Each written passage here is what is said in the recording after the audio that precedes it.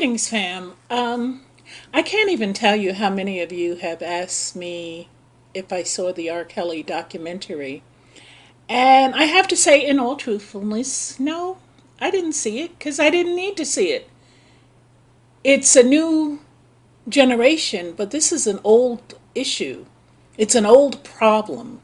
This is something that's been going on for decades, and it didn't start with R. Kelly, and it's not going to end with R. Kelly. For those of you who don't know, I'm going to break down two things to you. One is pedophile. That means an adult who is sexually attracted to a child. The second is child.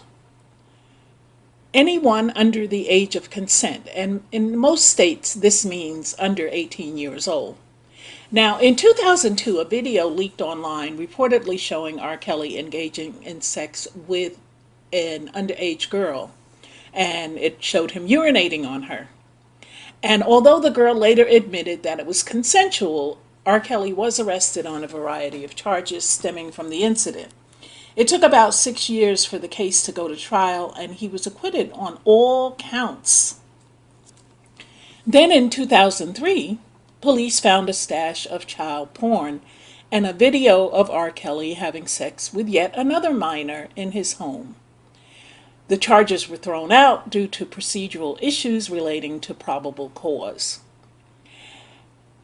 From what I know about the R. Kelly case, taking into account the supposed sex slaves in the basement and girls who say they couldn't leave, but yet and still you see video of them out on shopping sprees.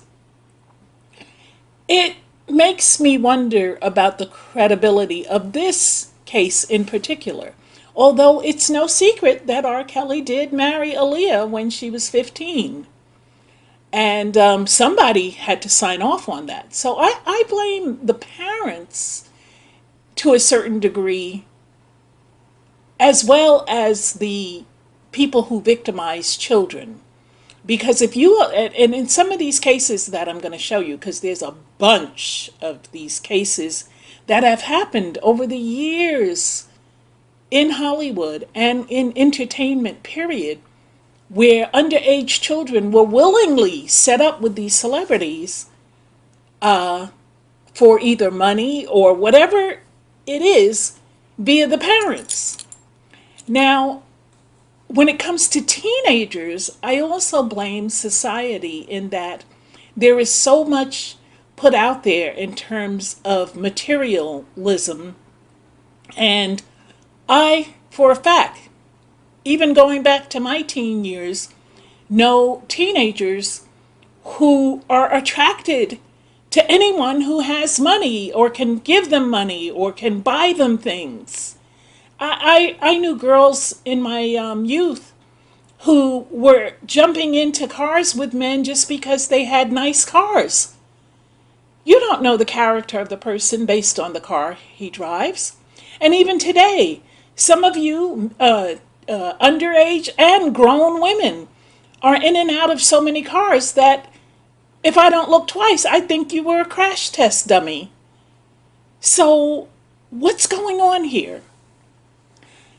There's a warning in the Bible in Matthew 18:6 where Jesus said, if anyone causes one of these little ones, those who believe in me, to stumble, it would be better for them to have a large millstone hung around their neck and to be drowned in the depths of the sea. The Bible is saying essentially that if you hurt a child, you deserve to die. You just kill yourself. Put a stone around your neck and jump into the sea, because that's all you're worth. Like I said, it's bigger than R. Kelly. If we go back, let's go way back to like the 20s. Charlie Chaplin, he was a serial pedophile. He even got a 15-year-old girl pregnant, and then he turned around and made her have an abortion. Back in that time, the Hollywood studios, all they cared about was their money makers, and Charlie Chaplin was a big money maker. So he never saw a day of jail time, and he never was it wasn't, this was held under the rug for quite a long time before it came to light because they protected their stars. The big studios protected their stars. Then you got Jerry Lee Lewis. Some of you in my generation might know who he is. He was responsible for a big hit, Great Balls of Fire. And he had some great balls of fire himself because he married his 13-year-old cousin. And how that went down, I don't even know. But the Jerry Lee Lewis family were rednecks. And from what I understand, in redneck culture, this is not unusual. I'm not saying all, but most, from what I understand, from the horse's mouth, is that they're used to intermarrying incestuously, and also there's a lot of pedophilia that goes on.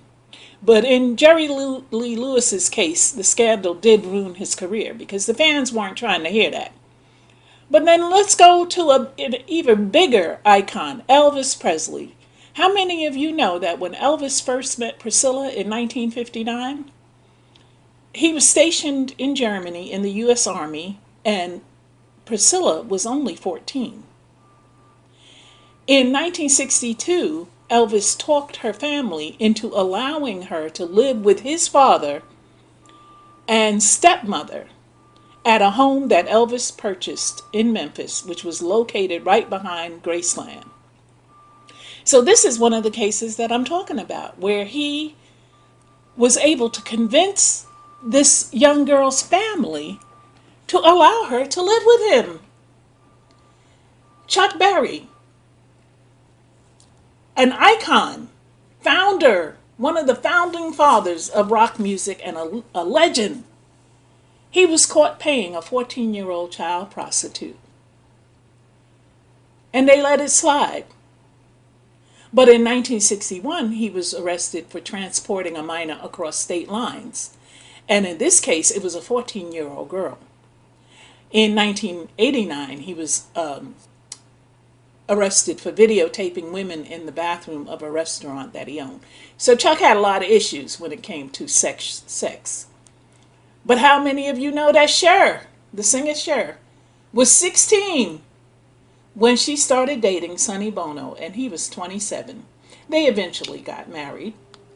But where was her parents?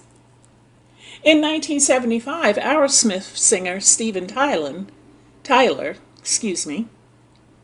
was 27, and he began dating a 16-year-old girl named Julia Holcomb, whose mother signed over her guardianship to him. Another case of the parents being right on board with the treachery. The girl became pregnant, and he flew the coop. How many of you know that approximately 60,000 children are sexually abused in the U.S. alone? And these are just the ones we know about. How many go unreported? Why did Hollywood honor that known pedophile, director Roman Polanski, in 2003? Polanski was arrested in 1977 after drugging and raping a 13-year-old girl. He pled guilty to having unlawful sex with a minor. They arrested him. He did about 6 months, then they let him out.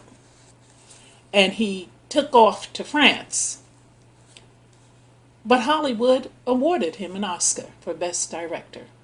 It's like it never even happened.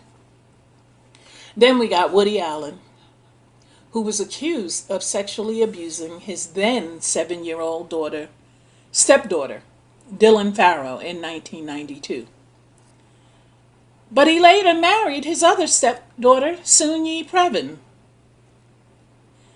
NBA legend Karl Malone got a 13-year-old girl pregnant in college while he was a sophomore at Louisiana Tech.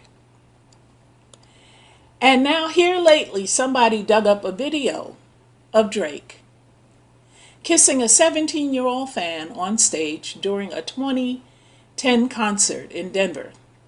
Now in this footage, Drake invites the woman backstage, on stage, not even backstage, on stage. That's how they got the video. From an audience, and he's dancing with her. He kisses her on the back of the neck, and then he touches her breasts as the audience cheers him on. Afterward, he should have did this first, but he did it after. Afterwards, he asked her how old she is. She told him she was 17. Now, in Colorado, the legal age for consent is 17.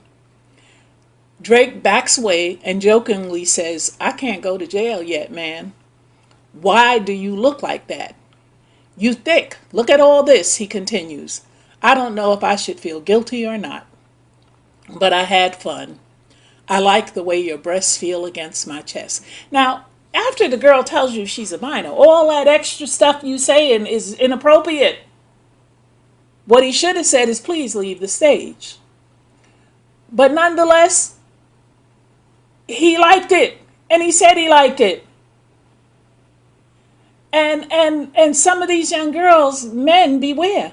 There's some young girls out there that'll lie about their age. So we don't even know if she was really 17. She might have said that because she knew the legal age for consent is 17 in her state. But speaking of Drake, I almost called him Shrek, but speaking of Drake, his homeboy who he has beef with currently, Tekashi 6ix9ine, also appears to have something in common with dude, because Tekashi pled guilty to one felony count of using a 13-year-old child in a sexual performance. Now, I don't know a man alive that would plead guilty to a charge like that if he didn't do it. So Tekashi was involved in a sexual performance with a 13-year-old child. He pled guilty to that. And he's currently in jail.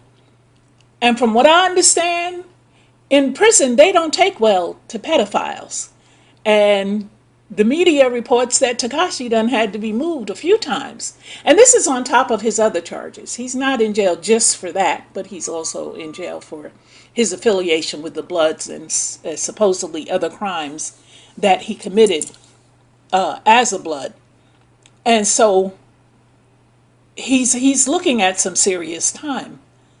But my biggest problem with him is the use of this 13-year-old child in a sexual performance.